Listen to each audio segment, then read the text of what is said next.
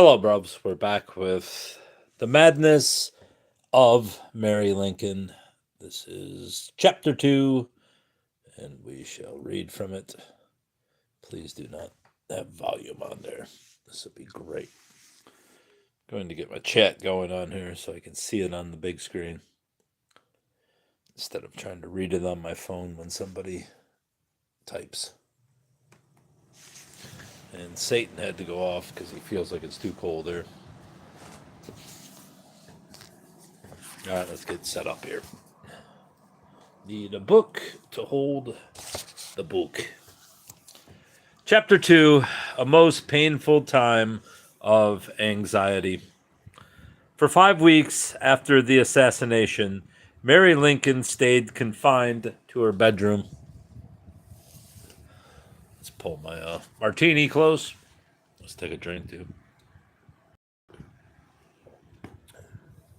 It's pretty strong. Mary Lincoln stayed confined to her bedroom, allowing, oh no, I spilled it on the book. How sad. Allowing only the closest family and friends to visit. I do not have the least desire to live, she wrote to her friend, Madame Bergmans, in her last letter from the White House. Only my extreme agony of mind has prevented my receiving yourself and other friends. God alone knows the agony of this crushed heart. She later characterized her final 6 weeks at the White House as a bed of illness and many days and nights of almost positive derangement. When Mary and her sons finally vacated the White House on May 22nd, 1865, her celebrity had dwindled so far that few people knew or cared. The major and local newspapers made only the briefest mention of her health and her planned departure from Washington.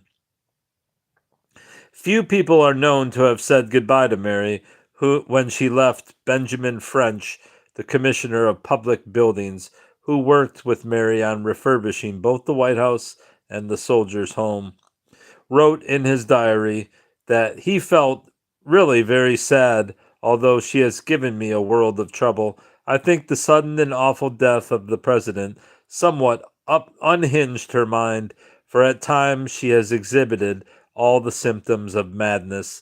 She is a most singular woman, and it is well for the nation that she is no longer in the White House. It is not proper that I should write down, even here, all I know.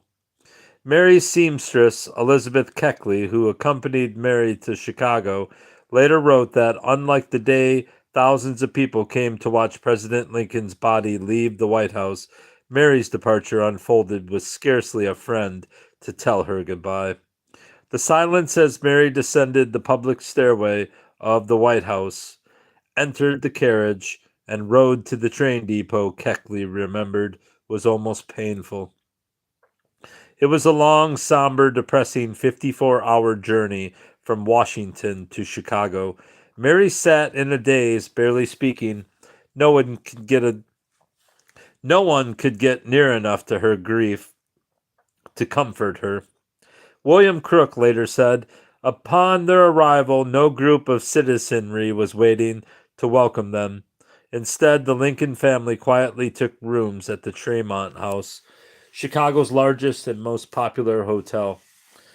This was a trying time for the Lincolns and inaugurated a new era in relations between Mary and her oldest son. At age 21, Robert was now the head of the family, and in accepting that duty, he altered the entire decision of his life. Robert had not been allowed by his parents to join the Union Army until early 1865. Instead, he spent the war years first as an undergraduate at Harvard University and then at Harvard Law School. How long Robert intended to stay in the Army after the war ended is unknown, but it is known that his chosen profession was the law. In the 1860s, the path to practicing law was either through study at an accredited law school or by apprenticing in a law office. Robert's post-war plans are unknown, but it can be logically surmised that he either planned to return to Harvard or to apprentice at a law firm in Washington.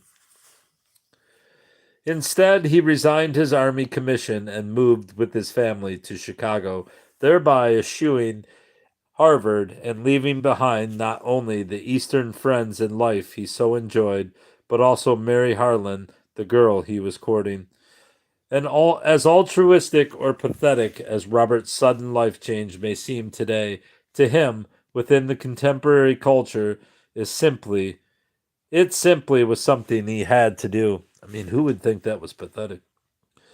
It was his duty, and duty, capitalized and moralized, is exactly what he considered it to be.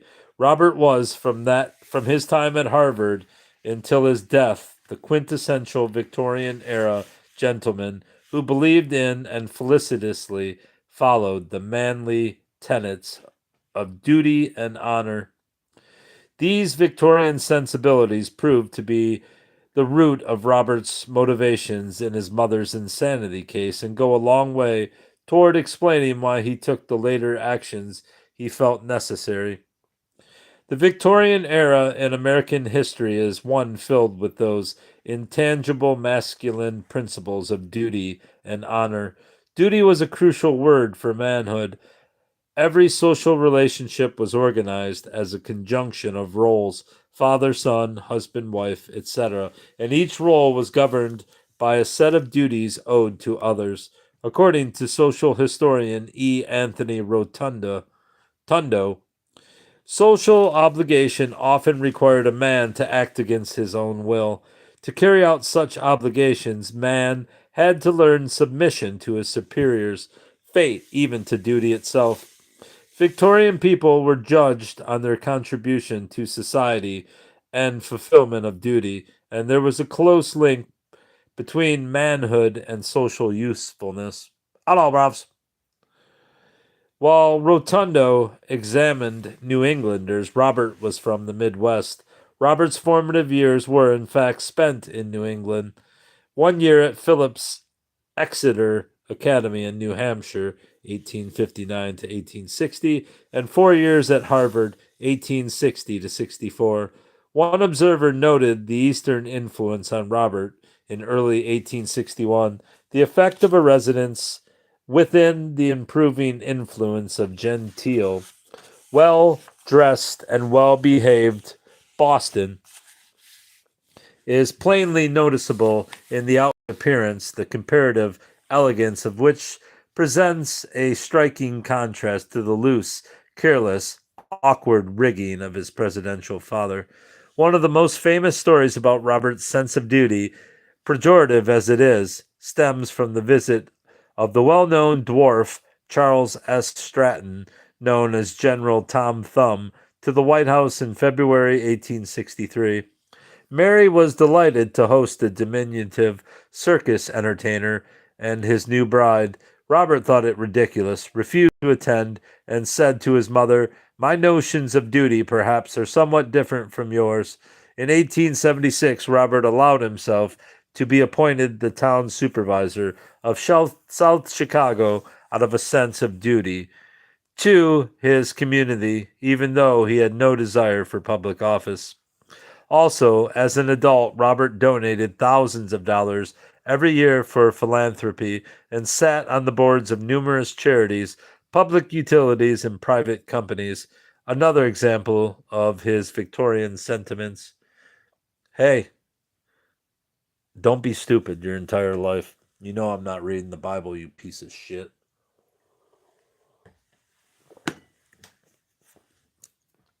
The idea of man then was pleasant, mild mannered, unlike me, and devoted to the good of the community. Rotundo concluded he performed his duties faithfully, governed his passions rationally, submitted to his fate and to his place in society, and treated his dependents with firm but affectionate wisdom. This description of the pious, dutiful, restrained man fits Robert Lincoln well, and in that way he was no different than any other Victorian gentleman. As will be shown, the notion of duty imbued Robert's correspondence his entire life, but especially during the insanity period. As the sole surviving male Lincoln, he felt it his duty 2. Be his mother's guardian. But duty most often does not come without self interest, regret, or even resentment. After 1 week at the Tremont house, Mary decided the expense was too great, so the Lincolns moved to Hyde Park, a summer resort 7 miles south of Chicago. Unlike the Tremont house, Hyde Park was not first class. It had small rooms and plain furnishings. Robert spent the first day there arranging his room, unpacking his books, and conversing with Elizabeth Keckley, who accompanied the family to Chicago. Upon her remark that the new accommodations were delightful, Robert retorted, "Since you do not have to stay here, you can safely say as much about the charming situation as you please. I presume that I must put up with it, as mother's pleasure must be consulted before my own, but candidly, I would almost as soon be dead as be compelled to remain 3 months in this dreary house." Elizabeth Keckley then walked across the hall to find Mrs. Lincoln as she had been the previous 5 weeks, sobbing on her bed.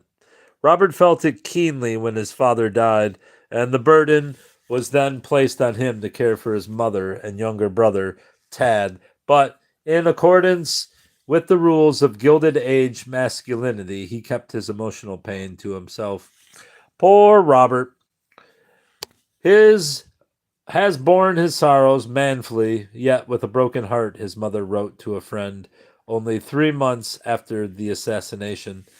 By June 1865, Robert had resumed his legal studies through reading law in the offices of Scammon, McCagg, and Fuller in downtown Chicago, and taking law courses at the old University of Chicago.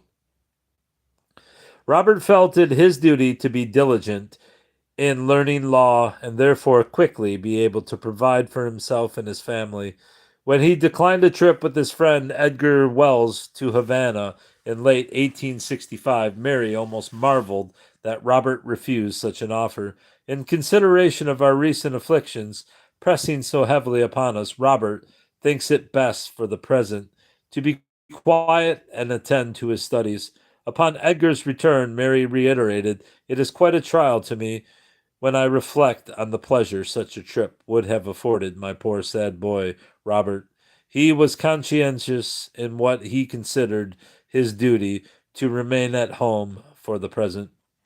Mary, on the other hand, displayed her sorrow publicly, even garishly. She always was a great mourner, but, as happened after the death of Willie in 1862, even her family and friends eventually felt she was overindulging herself.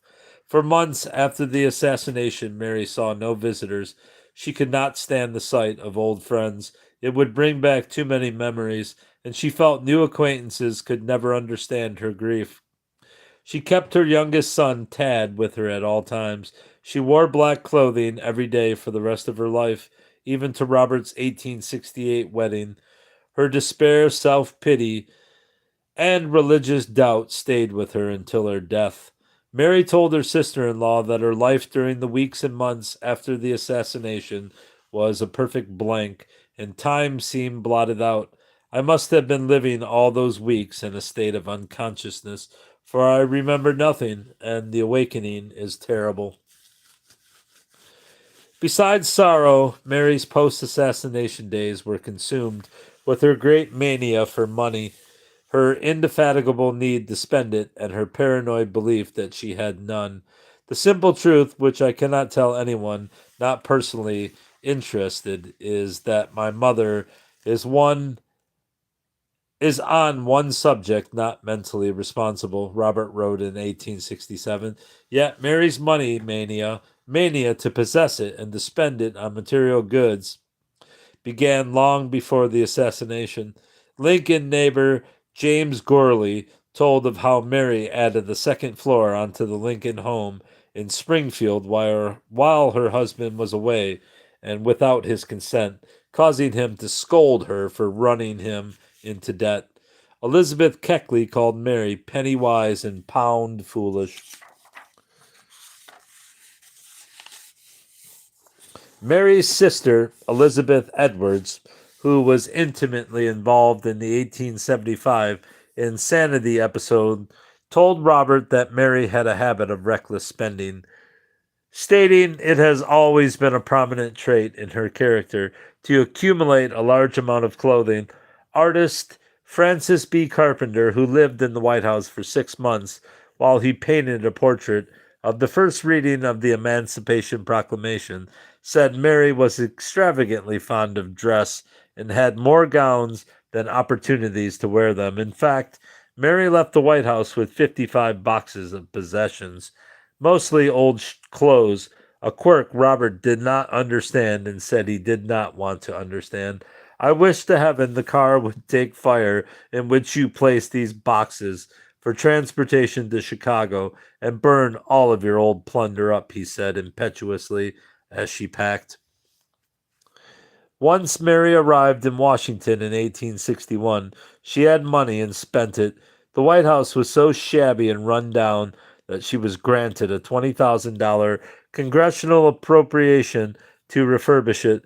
She overspent the appropriation by $7,000, causing her husband to exclaim that he would never sign a bill to cover the extra expense.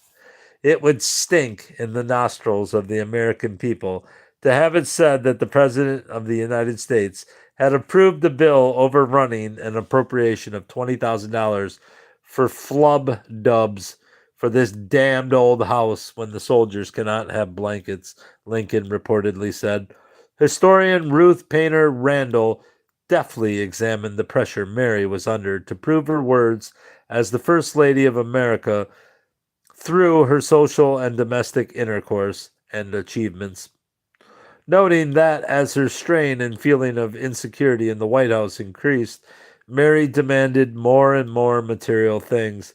Perhaps acquiring things served as a palliative, however you say it. The urge to buy had become pathologic. Mary's materialism was so pronounced and denounced that in May 1865, upon her departure from the White House, she was accused of stealing White House property, a charge she adamantly denied. Besides money troubles, Mary also gained a haughtier and more aristocratic air to her, causing both family and friends to dislike her.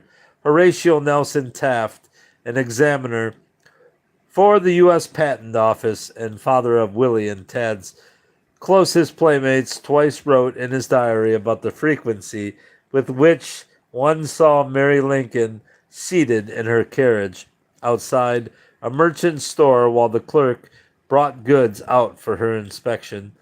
Here is the carriage of Mrs. Lincoln before a dry goods store. Her footman has gone into the store. The clerk is just going out to the carriage where Mrs. L is waiting with some pieces of goods for her to choose from. I should rather think that she would have a better chance at the goods if she was to go into the store, but then she might get jostled and gazed at, and that too would be doing just as the common people do.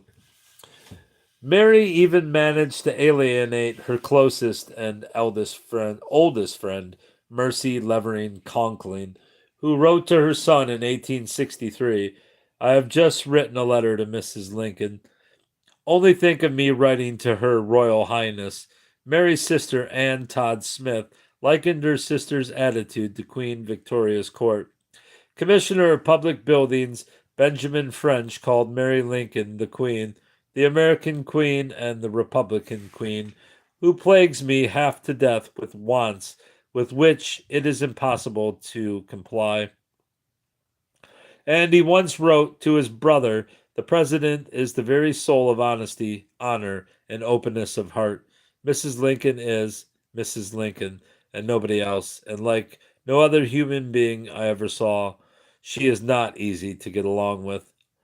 Immediately upon the death of Abraham Lincoln, and therefore the loss of Mary's social position, government appropriations, and her husband's presidential income, Mary expected and actively lobbied through friends, Congress, to compensate her loss. She earnestly solicited 4 years of presidential salary, but received just 1 year's worth, $25,000, which after deductions totaled about 22,000.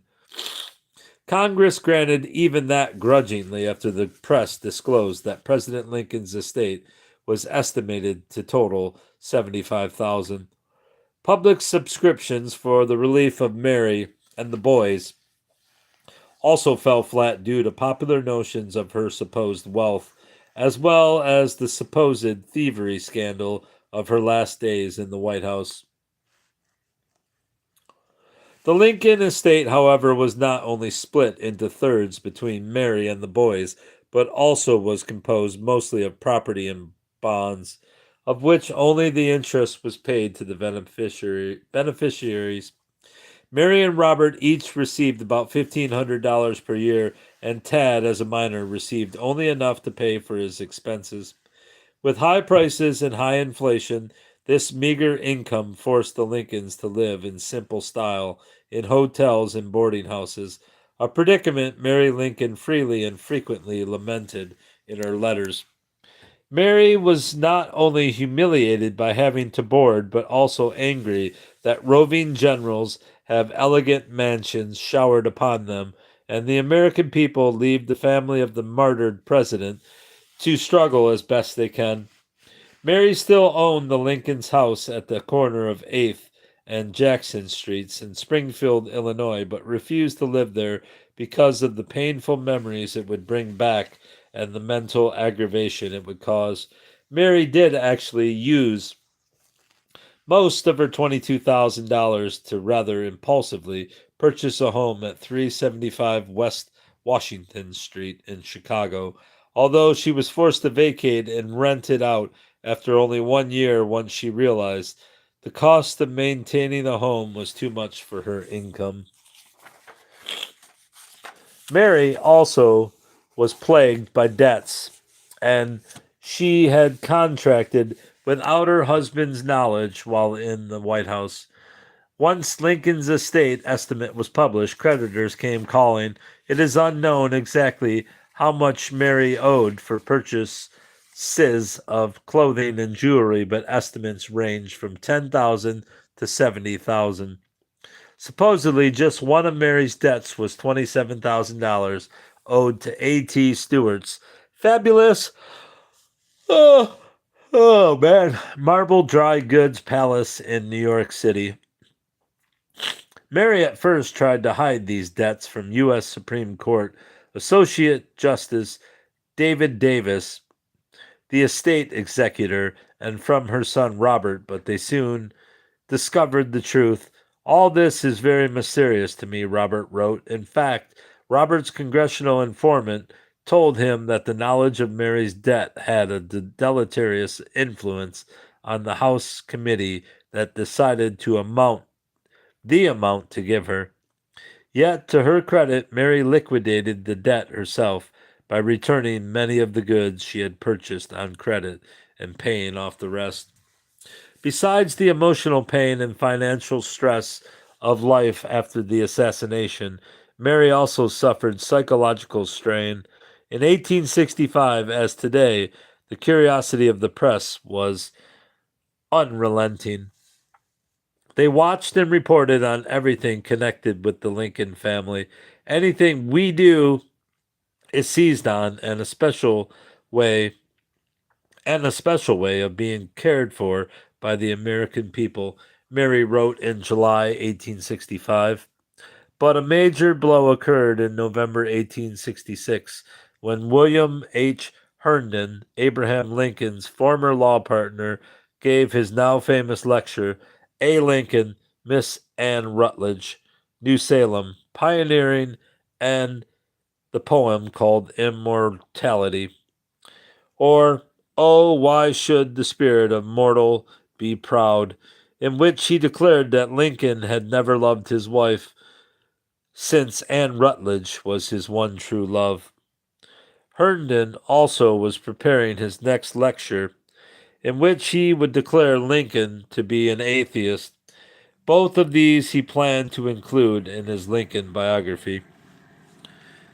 Herndon's statements, buttressed by his position as Lincoln's professional partner for 17 years, were widely accepted as fact. His statements humiliated and enraged Mary Lincoln. They threatened her with the intangible losses of identity, legacy, respect, and legitimacy.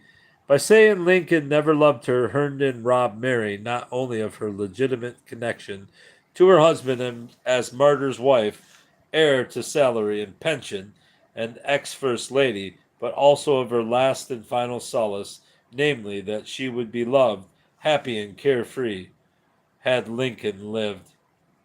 As Mary wrote in December 1865, the comfort of my early life always before my marriage and ever afterwards that my husband and always told me and his actions all proved that he had never thought or cared for anyone but myself is some solace to me in my misery.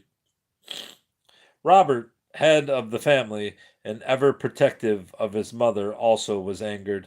Mr. William H. Herndon is making an ass of himself in his lectures, Robert wrote when he found out.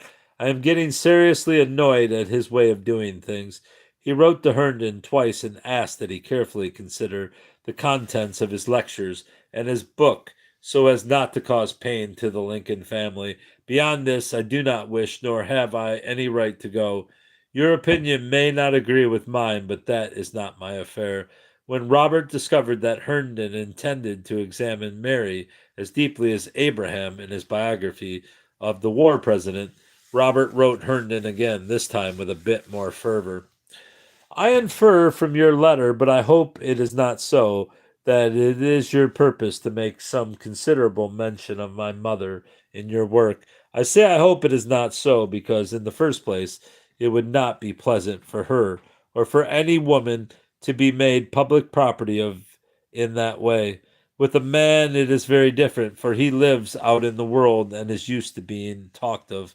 One of the unpleasant consequences of political success is that however little it may have to do with that success, his whole private life is exposed to the public gaze. That is part of the price he pays, but I see no reason why his wife and children should be included, especially while they are alive. I think no sensible man would live in a glass house, and I think he ought not to be compelled to do so against his will. I feel very keenly on the subject, for the annoyance I am subjected to sometimes is nearly intolerable. I hope you will consider this matter carefully, my dear Mr. Herndon, for once done, there is no undoing. This letter offers some important insights into Robert Lincoln's central character, revealing his masculine, Victorian attitude as head of the family and protector of his mother, and also his views on the proper social spheres for men and women. Perhaps most important, it emphasizes Robert's severe and lifelong aversion to public scrutiny and publicity. Further evidence of his Victorian sense of dignity and family privacy. This letter also offers insight into Robert's motivation for his mother's 1875 trial. For a man as reticent as Robert Lincoln to take the very public act of declaring his mother insane in open court, his anxiety and belief in its necessity must have been dire indeed. Perhaps the seminal turning point in Robert Lincoln's thinking about his mother and another stepping stone to the insanity trial was what has become known as the Old Clothes Scandal of 1867. Mary Lincoln, believing herself destitute, abandoned, and without recourse, tried to sell some of her old White House gowns and jewelry in New York City under a pseudonym. Yet, not only did she seek to sell them, but she wrote letters to some of the men to whom her husband had given public offices and urged them to purchase some of her articles to help relieve the weight of their dead benefactor's widow. When these people refused, Mary's solicitors forwarded the letters to the press.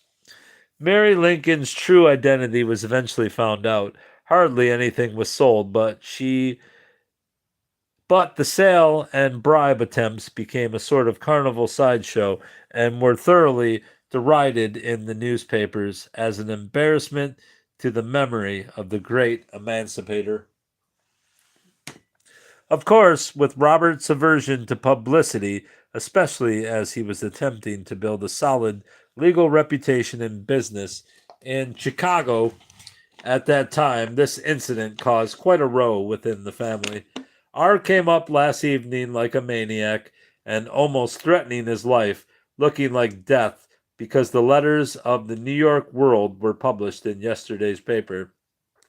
I could not refrain from weeping when I saw him so miserable, and yet Mary still could not see what was so wrong about what she had done, or why she should have to endure a round of newspaper abuse because I dared venture to relieve a few of my wants.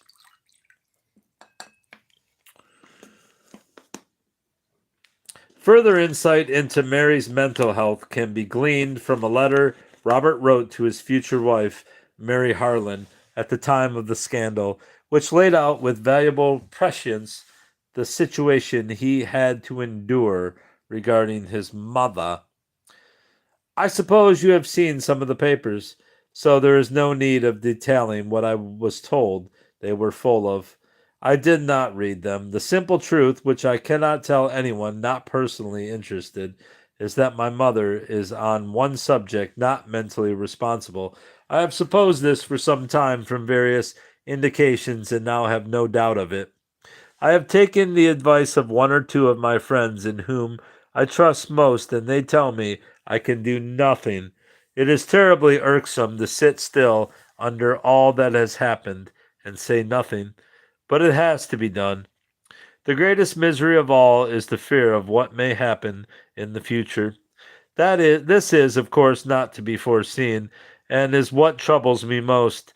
I have no doubt that a great many good and amiable people wonder why I do not take charge of her affairs and keep them straight. But it is very hard to deal with one who is sane on all subjects but one. You could hardly believe it possible, but my mother protests to me that she is in actual want, and nothing I can do or say will convince her to the contrary. Do you see that I am likely to have a good deal of trouble in the future? Do what I can to prevent it. This letter not only reflects Robert's fear over the future effects of his mother's money mania, but also shows that he tried at first to let it alone. David Davis had a much simpler reaction to Mary's antics. And there's a contemporary sketch of the old clothes scandal. That's Mary returning her clothes, I believe. The selling of her clothes was an act of insanity. He wrote, on my remonstrance to her, she pled that she had to do it as she was in danger of becoming a pauper. She really had the insane delusion that poverty stared her in the face. From a psychiatric standpoint, Mary's fear of poverty would in fact qualify as a delusion, a strongly held but erroneous idea that she could not be swayed from. The press and the public considered the old clothes scandal further proof that Mary was insane, a belief that had been floating about for some time. Some even saw Mary's failed attempt at selling her jewelry and clothing as rooted in her inability during and after her husband's life to inspire either respect or confidence, and felt that had she borne herself becomingly, the suggestion of a Lincoln Fund by voluntary contributions would have been promptly responded to. Not only was it embarrassing and indiscreet, what one editorialist called an ignoble spectacle, a spectacle to vulgarize a whole nation, but poorly timed. Merely 1 month later, David Davis finally finalized settlement of Abraham Lincoln's estate. Though Davis's deft management, $27,000 was added to its value, placing the final estate at slightly more than $110,000, of which Mary, Robert, and Tad each received nearly 37,000. This still was not enough for Mary to live as she wanted or as she felt she deserved, but it certainly augmented the public's negative reaction to her embarrassing behavior. In 1868, the day after Robert's wedding, Mary and Tad sailed for Europe, ostensibly for Mary's poor health, but more likely to escape the public scrutiny. She had lost her position, social standing, influence, money, husband, and to some extent her son Robert, who was now a married man. While in Europe, Mary claimed she was charged excessive prices due to her identity. By December 1868, she decided it would be proper for Congress to grant her a pension, considering that her husband, as commander in chief, died in service to the government and that she had insufficient money to live, in a style becoming to the widow of the chief magistrate of a great nation. This was more problematic than receiving part of her husband's salary. First of all, it was unprecedented. No civilian, let alone the widow of a fallen president, had ever received a pension. But perhaps more damaging was Mary's reputation among Washington society. The people whom she had so often wronged during the war years now had power over her, and they did not hesitate to oppose her whims, most of them doing so vocally and vociferously. As Senator Simon Cameron from Pennsylvania said, a great deal of opposition to this bill arises from prejudice. Political prejudice and social prejudice got up in the city. The ladies and even the gentlemen, the gossips of the town, did all they could to make a bad reputation for Mrs. Lincoln. Senators generally opposed the pension bill because they thought it a bad precedent and believed Mary had plenty of money from her husband's estate. Yet for some it was more personal. The report of the Committee on Pensions, led by the bill's stronger opponent, Senator George F. Edmunds of Vermont, somewhat cryptically remarked, there are some other facts bearing upon the subject which it is probably not needful to refer to, but which are generally known and evidence in respect to part of which is in the possession of the committee. Former Illinois Governor Richard Yates, who voted against the pension bill, more explicitly said, amid all the perils of life, amidst its devastation, amid good and evil report, a woman should be true to her husband. Even her supporters did so out of respect for Abraham rather than Mary. Mrs. Lincoln may be indiscreet. Mary Lincoln. Mrs. Lincoln may be indiscreet and may have forfeited a measure of public respect, but she is the widow of Lincoln, one New York senator remarked during debate. Mary's opponents dragged out the debate over her pension, causing the fight to last 18 months. Her intense belief that she could not live without a pension and her shame and outrage over its opposition consumed Mary, fed her rapaciousness, and contributed to her irrational mental state. I am passing a most painful time of anxiety, she wrote in December 1869, after execrating numerous senators and assessing her chances of a favorable vote despite the dark army of people opposed to her. As with the presidential salary issue in 1865, Mary obsessively wrote dozens of letters to numerous people inquiring, raging, begging, and lamenting her struggle for a pension. Finally, after much delay and the indefatigable support of Senator Charles Sumner, Congress granted her a $3,000 annual pension, which was signed by President Grant on July 14, 1870. In Europe, Mary received the royal treatment she felt she deserved in America, being received by the most important and influential people on the continent. While there, Mary became a grandmother with the birth of Robert's first child, Mamie Lincoln. named after her paternal grandmother. Tad, meanwhile, studied in Germany and grew into a fine, intelligent young man. Yet when Tad was not studying, his mother kept him with her at every moment. He was, as she later stated, my inseparable companion, without whom the world is complete darkness. Tad's post-assassination life has never fully been examined and would be a most interesting study. It is likely he was terribly lonely and incredibly stifled by his mother's fear-filled, unrelenting grip. Finally, Tad was so homesick that he convinced his mother to return to America and live with Robert in Chicago. Mary was terrified of a steamship journey across the Atlantic, afraid that Tad would catch a fatal illness.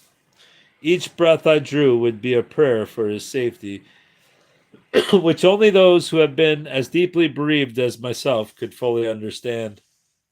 Unfortunately for Mary, her fear proved correct. On the trip home in May 1871, Tad contracted a cold. His condition slowly worsened to the point where his lungs were so filled with fluid he had to sleep sitting up. After more than 1 month of constant attention and devotion by Mary and Robert, Tad, age 17, died from pleurisy on July 15th, 1871. Tad's estate of approximately 37,000 was divided equally between his mother and older brother. Robert was so distraught over Tad's death that he took a month-long holiday to the West at his doctor's direction. For Mary, it was yet another despicable blow against her, beating her down when she had finally begun to recover from the traumatic loss of her husband. It once again confirmed her statement that ill luck presided at my birth. Certainly, within the last few years, it has been a faithful attendant.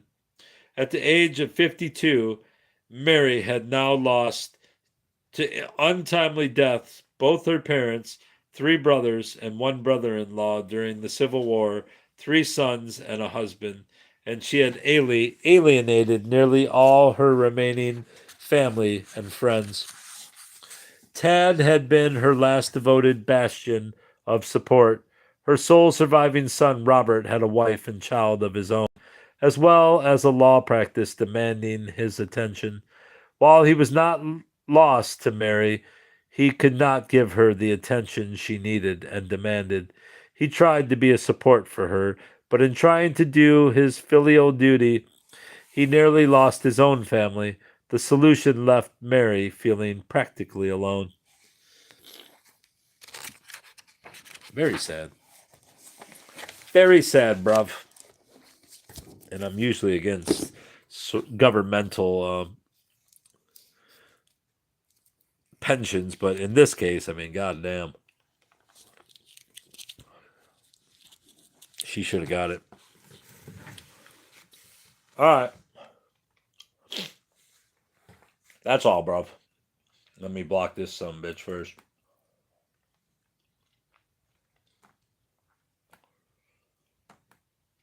He blocked.